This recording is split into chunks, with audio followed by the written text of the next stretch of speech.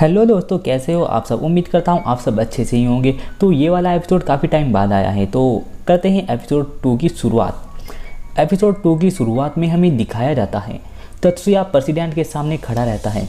Miyuki आगे आकर बताती है वो बस एक गलत फहमी थी, तकलीफ़ के लिए माफ़ी चाहती हूँ।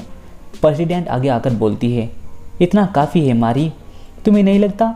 और वैसे भी तत्सुया बस ये सीखना चाहता था और सीखने पर किसी की भी कोई भी पाबंदी नहीं है, लेकिन मैजिक के यूज़ करने पर कुछ पाबंदी है। जो मारी है वो बोलती है प्रेसिडेंट बीच में आ रही है, इसलिए मैं इस गलती को नज़रअंदाज कर रही हूँ, ऐसा फिर कभी मत करना। मारी वहाँ से जाने लगती है और पूछती है तुम्हारा नाम क्या है। तत्सुया आगे आता है और बताता है मैं क्लास ई से शिबा तत्सुया हूँ। मारी बोलती है मैं ये नाम याद रखूँगी। उनमें से क्लास ए का लड़का बोलता है ऐसा मत सोचना, तुमने हमारी मदद की है, समझ गए, तुम्हारा मुझ पर कोई ऐसा नहीं है। तत्सुया बताता है कि अरे मैं ऐसा नहीं सोच रहा। वो लड़का बोलता है मेरा नाम मोरोसाकी है और मैं मोरोसाकी ब्रांच का मेंबर हूँ। ऐसा मत सोचना कि मैं तुम्हें कुछ मानने लगा, मिस शिबा को हमारे साथ रहना चाहिए। तत्सुया बोलता है तो तुम मेरे साथ शुरू से ऐसा व्यवहार करोगे। और वो सब लड़के वहाँ से चले जाते हैं। मियुकी कहती है भैया क्यों ना अब हम घर चलें। उन दोनों के पास वो लड़की आती है जो उन पर अटैक करने वाली थी, और वो दोनों लड़की आकर पहले तो उससे माफ़ी मांगती है और कहती है कि हमारा नाम ये है, और वो दोनों अपना नाम बताती हैं और वो फिर उसे थैंक्स बोलती है। वो लड़की बोलती है क्या मैं स्टेशन तक आपके साथ चल सकती हूँ, और जो हमारा हीरो है वो उन्हें अपने साथ चलने के लिए बोल देता है। अगला सीन शूट होता है और वो सब चले जा रहे होते हैं। एक लड़की बोलती है क्या तत्सुया तुम्हारी कैड मॉडिफाई करते हैं मियुकी। मियुकी बोलती है हाँ, क्योंकि इन्हें ही ये काम बहुत अच्छा लगता है। तत्सुया बोलता है नहीं ऐसा कुछ नहीं है, मैं बस मामूली से एडजस्टमेंट करता हूँ। चश्मे वाली लड़की बोलती है तुम ये नहीं कर पाती अगर तुम्हें ओएस की अच्छी नॉलेज नहीं होती। एरिका बोलती है तत्सुया क्या तुम मेरे वाला कैड भी सही कर सकते हो, एक बार इस पर भी नज़र डालो। तत्सुया बोलता है नहीं, मैं इतना कॉन्फिडेंट नहीं हूँ कि यूनी की कैड में छेड़छाड़ कर सकूँ। लाल बाल वाली लड़की बोलती है मतलब कि एरिका तुम कमाल के हो तत्सुया, तुम जान गए ये एक कैड है। वो लड़की बताती है ये अंदर से बिल्कुल खोखला है, मुझे इसमें पोषण देना पड़ता है। एक लड़का बोलता है तुम्हें गैस की कमी नहीं होती, तो क्या तुम इसमें माहिर हो। लाल बाल वाली लड़की यानी एरिका बताती है नहीं ज़्यादा नहीं, ये बस हेलमेट स्प्लिटिंग के जैसा है। सब के सब उन दोनों को घूरने लगते हैं। मियुकी बोलती है एरिका हेलमेट स्प्लिटिंग एक ऐसी टेक्निक है जो आर्केनिक स्टेज के अंदर आती है, मतलब कि वो एक आर्केनिक कैटेगरी की है जो बहुत ही ज़्यादा फेमस और बहुत ही ज़्यादा खतरनाक है, जिसे हम लोग इस्तेमाल नहीं कर पाते। चश्मे वाली लड़की बोलती है क्या हमारे स्कूल में कोई आम लोग नहीं हैं। वो सब कहते हैं नहीं, हमारा स्कूल ही ऐसा है कि उसमें आम लोग हो ही नहीं सकते। अगले दिन का सीन दिखाया जाता है।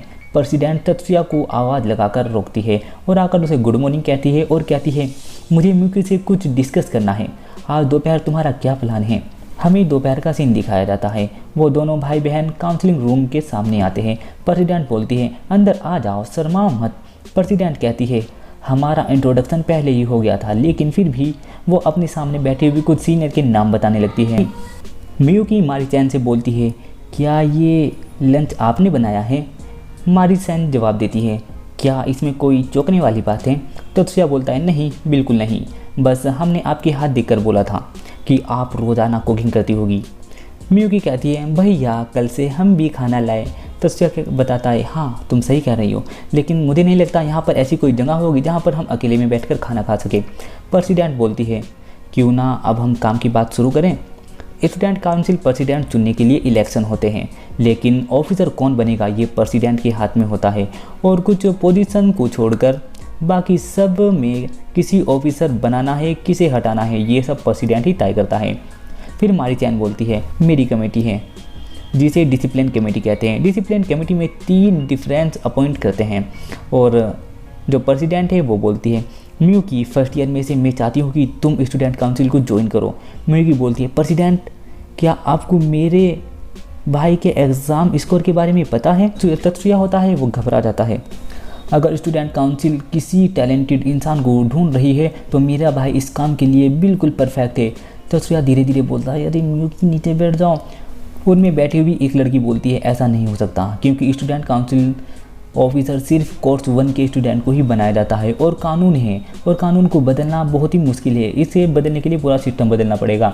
मियुकी बोलती है, इस तरह बीच में बोलने के लिए माफ़ी चाहती हूँ। प्रेसिडेंट हंसते हुए बोलती है, तो तुम काउंसिल ज्वाइन कर रही हो? इस सेमेस्टर हमारी सेक्रेटरी भी तुम ही बनोगी। और वो हाँ कह देती है। मारी कहती है, क्या मैं कुछ बोल सकती हूँ? स्टूडेंट डिसिप्लिन कमेटी में एक पोस्ट खाली है। इस कमेटी में कोर्स 2 के लिए कोई कानून नहीं है, तो ये कानून के खिलाफ नहीं होगा। तुम चाहो तो वो ज्वाइन कर सकते हो। जो मैरी होती है वो बताती है, मैं शिबा तत्सुया को डिसिप्लिन कमेटी में नॉमिनेट करती हूँ। तभी तत्सुया खड़ा होता है और बोलता है, क्या मैं यहाँ कुछ भी नहीं बोल सकता? आपने बताया ही नहीं कि कमेटी का काम क्या क्या है। एक सीनियर बोलती है, अरे यार, अभी तो तुम्हारी बहन का भी काम नहीं बताया गया। प्रेसिडेंट बोलती है, तत्सुया, ये कमेटी स्कूल में ऑर्डर मेंटेन करती है, बस, और कुछ नहीं। एचएन बोलती है, जिस मैजिक की इस स्कूल में पाबंदी और मैजिक को यूज़ करने पर पाबंदियाँ है, जो उनका यूज़ करता है तुम्हें बस उन्हें सज़ा देनी है। जो तत्सुया है वो पूछता है, अगर कोई क्राइम हो तो डिसिप्लिन कमेटी उसे ताकत से रोक सकती है?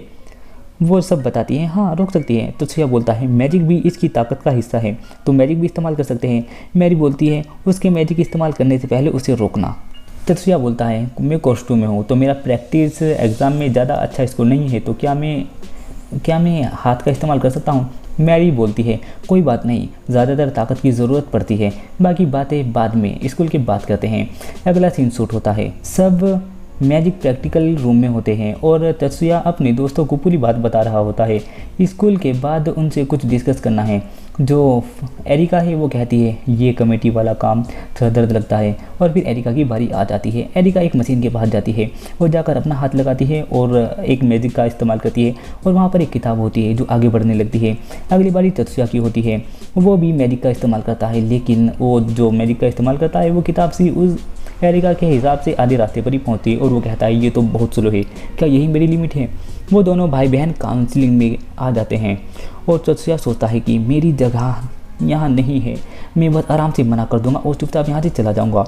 और वो दोनों आके अपना नाम बताते हैं। एक लड़का चलता हुआ आता है और वो तत्सुया को छोड़कर मियुकी के पास आकर बोलता है, मैं वाइस प्रेसिडेंट हतोरी हूँ, काउंसिल में तुम्हारा स्वागत है मियुकी, और वहाँ से चला जाता है। मेरी चैन बोलती है, चलो तत्सुया, डिसिप्लिन कमेटी हेडक्वार्टर चलते हैं, तुम्हें देखकर और अच्छा सीखने को मिलेगा। हतोरी बोलता है, मिस मारी, ज़रा थोड़ी देर रुकिए। मारी पूछती है, क्या हुआ हतोरी हायुगो हांजो? हतोरी बोलता है, मैं इस लड़के को डिसिप्लिन कमेटी में आने के लिए खिलाफ हूँ, क्योंकि ये वीर से आज तक कमेटी का हिस्सा कोई भी वीर नहीं बना है। क्या आप पूरे स्टूडेंट सिस्टम को बिगाड़ना चाहती हो? डिसिप्लिन कमेटी में प्रैक्टिकल स्किल्स यूज़ करके प्रेसिडेंट देना होता है, और जो कोर्स 2 वाले हैं वो ऐसा नहीं कर सकते, उनके पास ऐसी स्किल्स नहीं होती। मेरी बोलती हैं, तत्सुया के पास स्किल्स हैं, वो अटैक होने से पहले ही पता लगा लेता है कि कौन सा अटैक होने वाला है। हतोरी हायुवा बोलता है, ये इम्पॉसिबल है, अगर कोई सिंगल अटैक भी करता है उसमें भी 30,000 लेटर होते हैं और इस डाटा को पढ़ना नामुमकिन है। मेरी बोलती हैं, इसलिए ये वैल्यूएबल है, ये हमारे बहुत काम आएगा, लोगों के खिलाफ जो रूल तोड़ते हैं। और एक रीज़न और भी है कि मैं इसे काउंसिल में ले रही हूँ, क्योंकि ये कोर्स 1 और कोर्स 2 के बीच के अंतर को ख़त्म करेगा। फिर मियुकी आगे आती है और बोलती है, मेरा भाई प्रैक्टिकल एग्ज़ाम में अच्छा नहीं है, ये सच है, लेकिन एक असली लड़ाई में मेरे भाई को हराना बहुत मुश्किल है। हतोरी बोलता है, मियुकी, अपने जज्बात पर काबू रखो, क्योंकि वीर्स कभी भी हमारी बराबरी नहीं कर सकते, हमें बहुत ज़्यादा प्रैक्टिस करनी पड़ती है और बहुत आगे जाना होता है। मियुकी कहती है, मैंने जो कहा है वो सच है, मेरे भैया अपनी स्किल से। जो तत्सुया है उसे रोकता है और कहता है, चुप हो जाओ, और वो चलता हुआ हतोरी के पास जाता है। वाइस प्रेसिडेंट हतोरी, क्या तुम मुझसे एक बैटल करना चाहोगे? वो सब चौंक जाते हैं। हतोरी गुस्से में बोलता है, इतना घमंड, तू सिर्फ एक सेकंड क्लास स्टूडेंट है। तत्सुया हंसते हुए बोलता है, तुमने अभी कहा था कि एक मैजिशियन को शांत रहना चाहिए। मैं खुद इस कमेटी का हिस्सा नहीं बनना चाहता, लेकिन जब बात मेरी बहन को सही साबित करने की हो तो मैं चुपचाप नहीं बैठ सकता।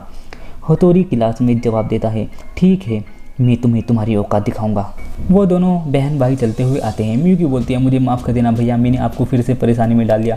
तत्सुया कहता है, कोई बात नहीं, वैसे तुम मेरी फिक्र ही कर रही थी और वैसे भी तुमने मेरे लिए क्या था, थैंक यू, और तुम्हें घबराने की कोई ज़रूरत नहीं है। हतोरी पूछता है, क्या तुम इस टाइप के हथियार अपने साथ रखते हो? तत्सुया बताता है, मेरे पास कैट को मास्टर करने की स्किल्स नहीं है, तो मैं इन्हें ही अपने साथ रखता हूँ। मारी आगे आती है और रूल बताती है कि किसी को भी ज़्यादा चोट नहीं पहुँचानी है और सामने का हमला भी सिर्फ ऐसा करना है, सिर्फ झटका लगे और कोई गहरी चोट ना हो। हथौड़ी सोचता है मैजिशियन के फाइट में वही जीतता है जो पहले अटैक करता है, और वैसे भी एक ब्लूम एक बीट्स को कभी नहीं हरा सकता, और मैं तो आज तक वैसे भी किसी से नहीं हारा। मैं एक सिंगल स्पेल यूज़ करके ही उसे पीछे गिरा दूंगा, उसे पता भी नहीं चलेगा कि वो कम में हार गया। उसे ऐसा झटका लगेगा और वो बेहोश हो जाएगा, जीत मेरी होगी। मारी कहती है, तुम रेडी हो? शुरू करो। हथौड़ी अपनी कैट को एक्टिवेट करता है और मैजिक स्पेल बनाता है, और जो तत्सुया होता है वो अपनी जगह से गायब हो जाता है और उसके पीछे पहुंच जाता है, और अचानक से जो हथौड़ी होता है वो बेहोश होकर नीचे गिर जाता है। सबके सब सीनियर देख कर चौंक जाते हैं कि यहाँ पर क्या हुआ।